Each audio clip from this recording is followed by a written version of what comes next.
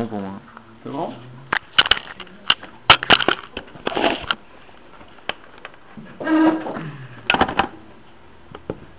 Bien.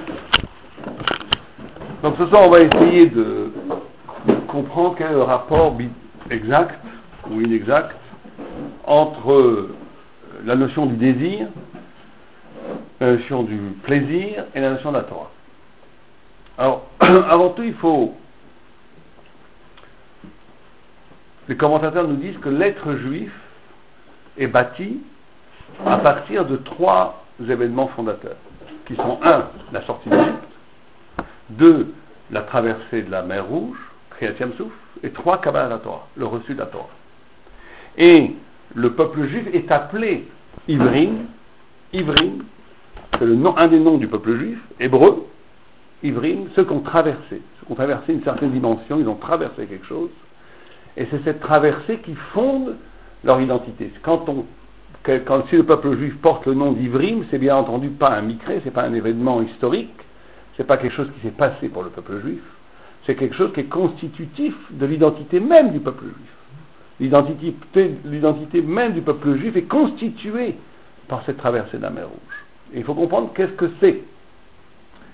Et le Kriyat Yam-Souf, nous dit le Maharal de Prague, c'est la notion même du lieu, la notion même de l'espace ici qui est en jeu, c'est toutes les naissances qui ont eu lieu dans l'histoire, toutes sortes de naissances sont une déclinaison du Maaseh Bereshit, sont une déclinaison de ce qui s'est passé au début de la création du monde.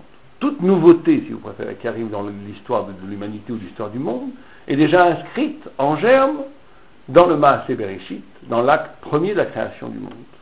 Mais la naissance d'Israël, du peuple juif, n'est pas inscrite dans l'ordre naturel de la création. Elle n'est pas inscrite dans Maaseh Bereshit. Elle est en amont. Elle est le tachlit du Maaseh Bereshit. Elle est encore plus profonde que dans l'être même de la création.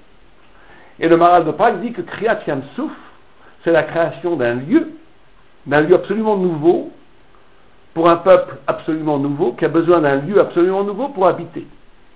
Comme si le peuple juif ne pouvait pas habiter dans le monde déjà existant ou déjà créé à partir de Maaseh Bereshit, et qu'il fallait créer une nouvelle dimension du lieu, une nouvelle dimension de l'espace, pour que le peuple juif ait un endroit pour habiter.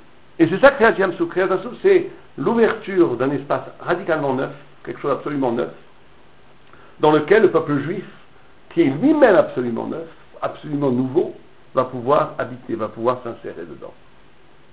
Et c'est la notion même de lieu qu'il faut comprendre. La notion de lieu, il y a le nom de Dieu, Yud Ke Vav Ke, qui est une gamatria de 26. Si on multiplie chaque lettre par elle-même, le Yud par lui-même ça fait 100, le Ke, le E par lui-même c'est 25, etc. On arrive à 186, qui est exactement la même gamatria que Makom, que la notion de Makom, de lieu. Comme si le lieu lui-même, on a perdu cette habitude. On a perdu l'habitude de comprendre la nouveauté radicale, le miracle, la grâce qu'est la notion même d'espace, le fait même qu'il y a lieu, le fait même qu'il y a espace. Le fait même qu'il y a espace est une éruption miraculeuse.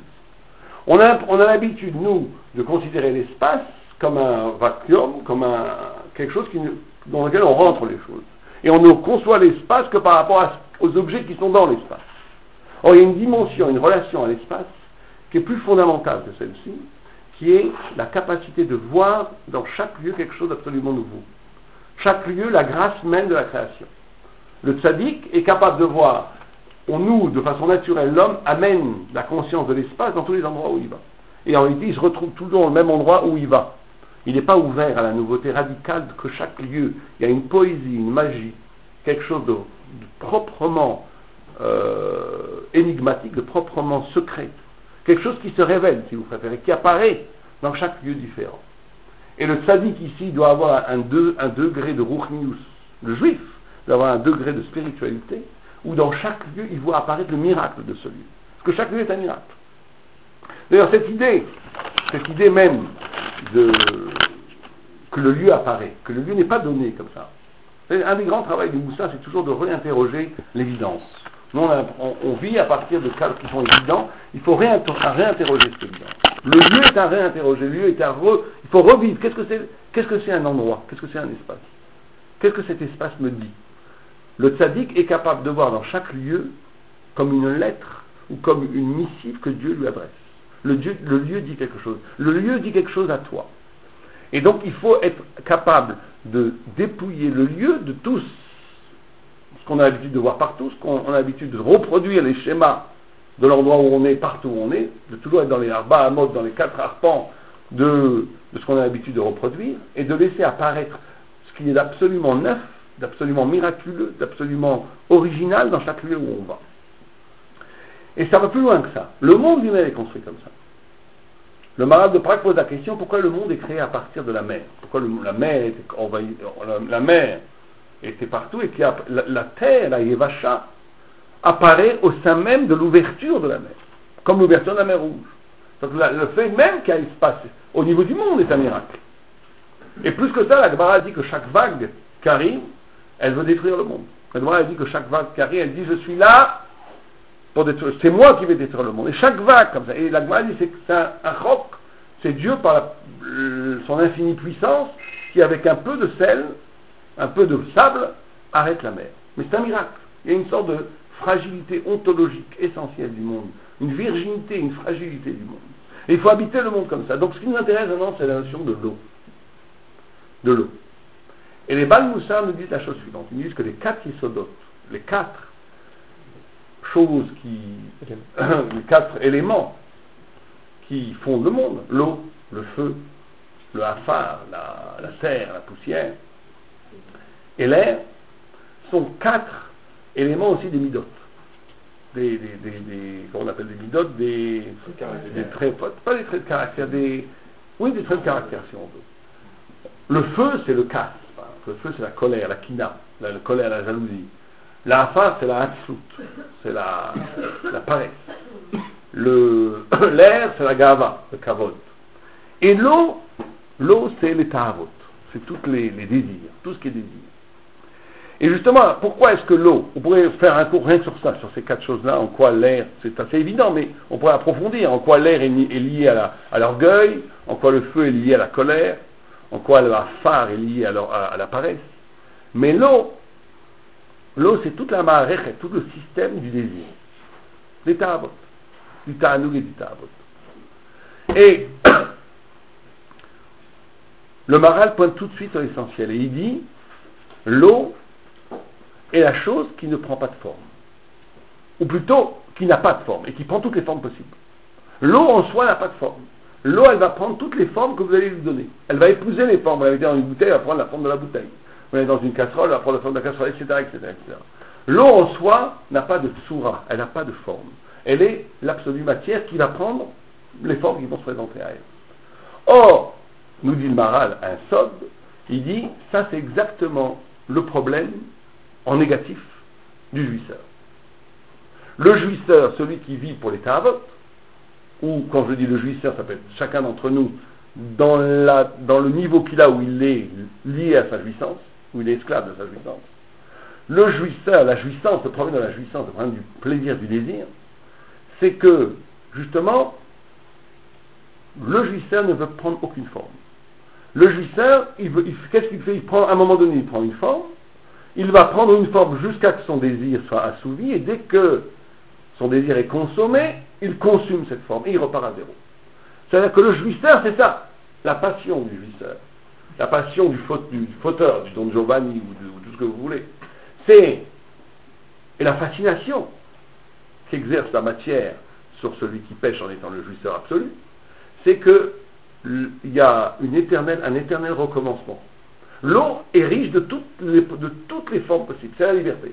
Ce que Gide, c'est l'apologie, c'est ce que décrit par exemple des écrivains comme Gide, qui sont les représentants de cette philosophie-là, où eux, ce qui est important avant tout, c'est de renouveler l'expérience de la jouissance. Et surtout de jamais prendre une soura définitive, une forme définitive, une forme qui va être définitive, qui va être quelque chose qui va m'engager, qui va m'obliger à être.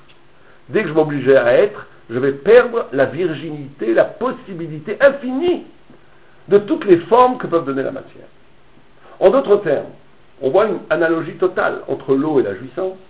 Dans le sens de la même façon que l'eau, qui est l'élément du chomer, ce qu'on appelle le chomer en hébreu, qui est la matière brute, la matière absolue, et la jouissance et le jouisseur, il y a une analogie totale.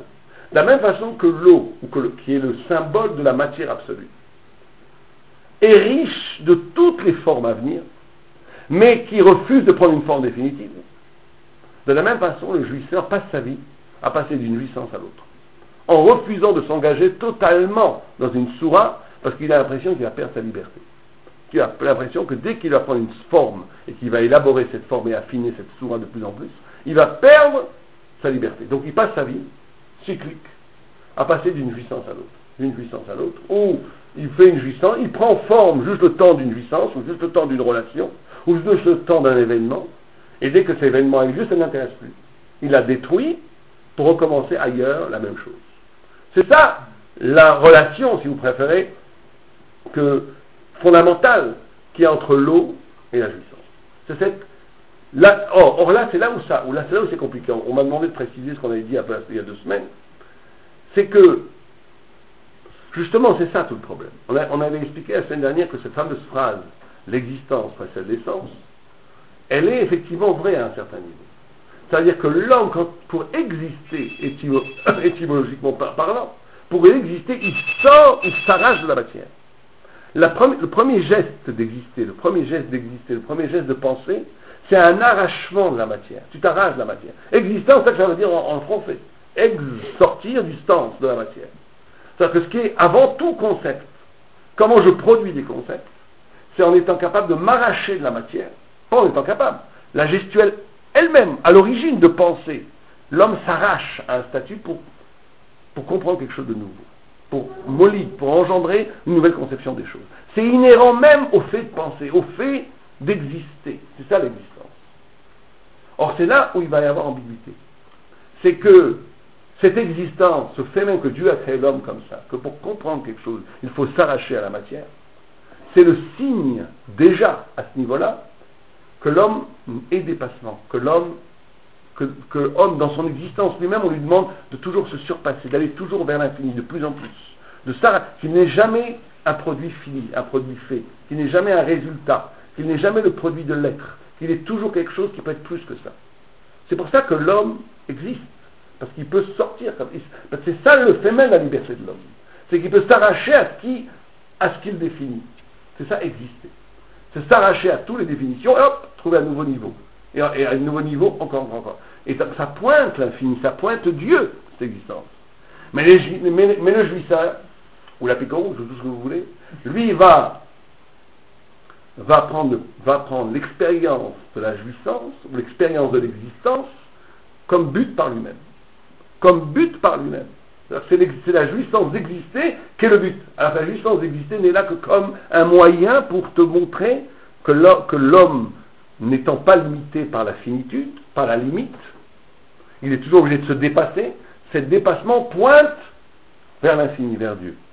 Mais au lieu, donc là on est au niveau même, à l'origine même du fait d'exister. À l'origine même du fait d'exister, tu as déjà le choix. Est-ce que cette jouissance d'exister, cette façon d'exister, d'apparaître à soi-même en s'arrachant de la matière, c'est en soi une fin, et je vais reconduire cette expérience toute ma vie, sans donner sens à cet arrachement, en me contentant de la jouissance que me procure cet arrachement, ou est-ce que je vais chercher dans l'acte lui-même de l'arrachement à la matière un sens métaphysique qui me dit si l'homme est capable de s'arracher à la matière,